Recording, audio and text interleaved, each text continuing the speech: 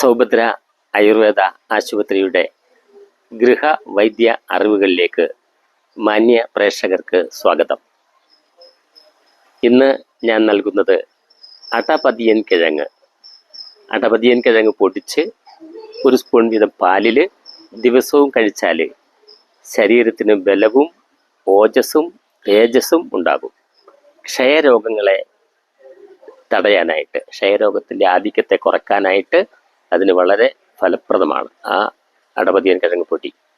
അതുകൂടാതെ നേത്രരോഗങ്ങൾ, ശബ്ദരോഗങ്ങൾ എന്ന് പറഞ്ഞാൽ ശബ്ദമില്ലായ്മ, ശബ്ദ തടസ്സം, കണ്ഠം ഇടർച്ച, അതിനൊക്കെ വളരെ ഫലപ്രദമാണ് അടപതിയൻ കിഴങ്ങ് പൊടിച്ച് ഒരു സ്പൂൺ വീതം ദിവസവും പാലിൽ കഴിക്കുന്നത്. ഇന്നലത്തെ ചോദ്യം, അതിൻ്റെ ഉത്തരം ഇതാണ്: ജാതി.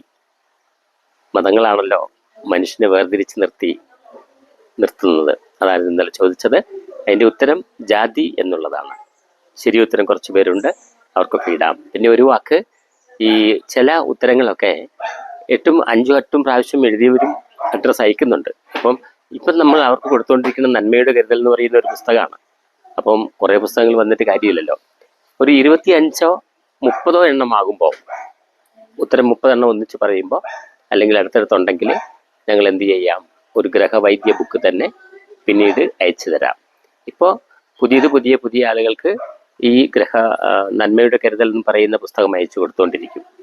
ഇന്നത്തെ ചോദ്യം ഇതാണ്: പാമ്പിന് പേടിയുള്ള ഒരു ഔഷധച്ചെടിയുണ്ട്, പറയാമോ? നാളെ ഇതേ സമയത്ത് ഈ ഉത്തരം പങ്കുവയ്ക്കും. ശരി ഉത്തരം എഴുതുന്നവർക്ക് സമ്മാനം ലഭിക്കും. ഓർക്കണം, ഞാൻ നേരത്തെ സൂചിപ്പിച്ച പോലെ 4-5 സമ്മാനങ്ങൾ ഒരു പുസ്തകം തന്നെ വേണ്ടല്ലോ, അവർക്കൊരു പുസ്തകം.